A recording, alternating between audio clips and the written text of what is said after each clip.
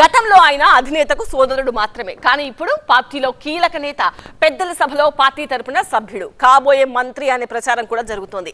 అయితే వచ్చేసారి ప్రత్యక్ష ఎన్నికల్లో పోటీ చేయాలని ఆయన ఉవ్విళ్ళూరుతున్నారట.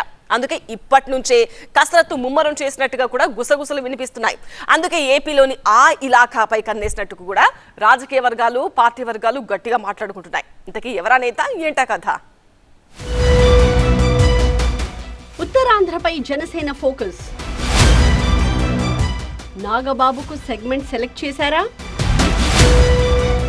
ఎచ్చర్లలో పోటీకి ఎమ్మెల్సీ ఆసక్తి.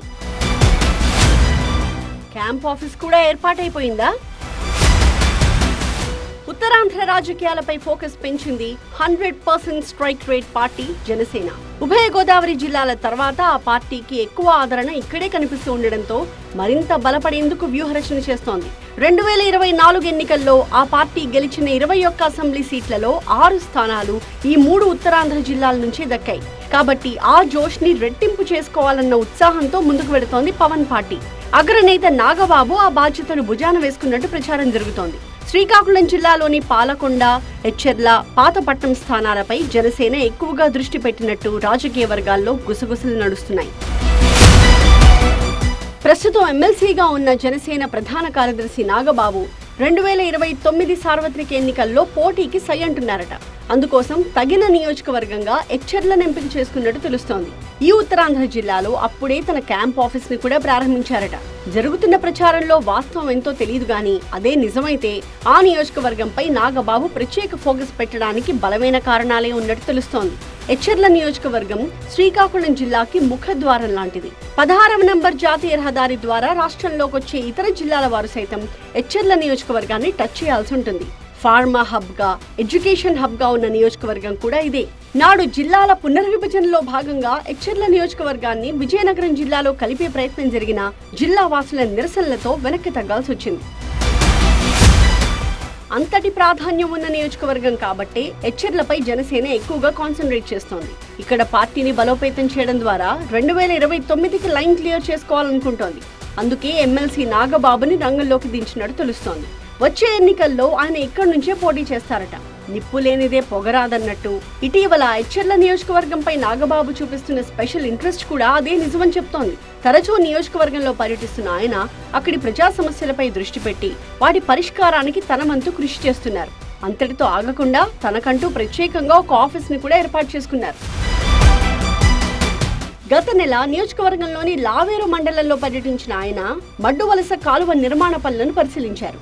స్థానిక రైతులతో సమావేశమై వారి సమస్యలపై ఆరా తీసి పరిష్కారానికి కృషి చేస్తానంటూ హామీ ఇచ్చారు. సరిగ్గా అదే సమయంలో సుభద్రాపురం లావేరు రోడ్లో 20 సెంట్ల స్థలంలో క్యాంప్ కార్యాలయాన్ని ప్రారంభించారు. 40 రోజుల వ్యవధిలోనే మళ్లీ రెండోసారి ఎచ్చెర్ల నియోజకవర్గంలో పర్యటించిన నాగబాబు జిల్లా జనసేన పార్టీ క్రియాశీల సభ్యులతో ప్రత్యేకంగా సమావేశమయ్యారు.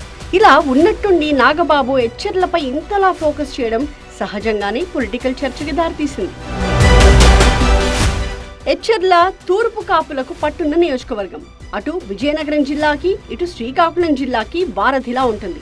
విశాఖ నుంచి 67 కిలోమీటర్ల దూరంలోనే నియోజకవర్గం ప్రారంభమవుతుంది. కాబట్టి అన్ని విధాలా తన విజయానికి ఈ స్థానం కలిసి వస్తుందని నాగబాబు భావిస్తున్నారట. 2029 ఎన్నికల కోసం ఇప్పటి నుంచే గ్రౌండ్ ప్రిపేర్ చేసుకుంటున్నారని టాక్. అయితే ఈ ప్రచారం ఉత్తుత్తిదేనని కొట్టిపారేస్తున్నారు నాగబాబు.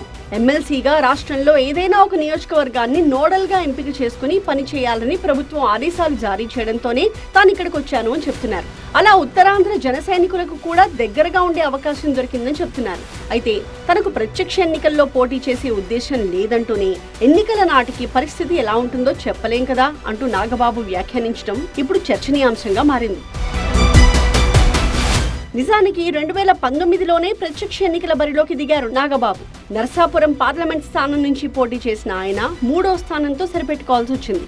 ఆ ఎన్నికల్లో 21.31% ఓట్లు సాధించిన నాగబాబు ఆ తర్వాత జనసేన పార్టీ కార్యక్రమాలకే పరిమితమయ్యారు. 2024లో అనకాపల్లి ఎంపీ స్థానంలో పోటీకి నాగబాబు పేరు తెర మీదకొచ్చినా ఆయన ఆసక్తి చూపలేదట. కూటమి ప్రభుత్వం అధికారంలోకి వచ్చాక 2025లో శాసనసభ్యుల కోటా ఎమ్మెల్సీగా ఎన్నికై చట్టసభలో అడుగుపెట్టారు. అయితే ఎంపీ స్థానాన్ని వదిలేసిన తాను ఎమ్మెల్యేగా ఎందుకు పోటీ చేస్తానని ప్రశ్నిస్తున్న నాగబాబు తనకంటూ ఎలాంటి లాంగ్ టైం స్ట్రాటజీ లేదని తేల్చి చెప్తున్నారు. ఉత్తరాంధ్రలో పార్టీ శ్రేణులకు దగ్గరగా ఉంటూ జనసేనని బలోపేతం చేయడమే లక్ష్యం అంటున్నారు. కాకపోతే ఏ ఇతర ఎమ్మెల్సీ చెయ్యనంతగా ఎచ్చెర్లలో నాగబాబు కార్యక్రమాలు చేస్తుండడమే రకరకాల చర్చలకు కారణమవుతోంది. ఏమో ఏం జరుగుతుందో చూడాలి మరి.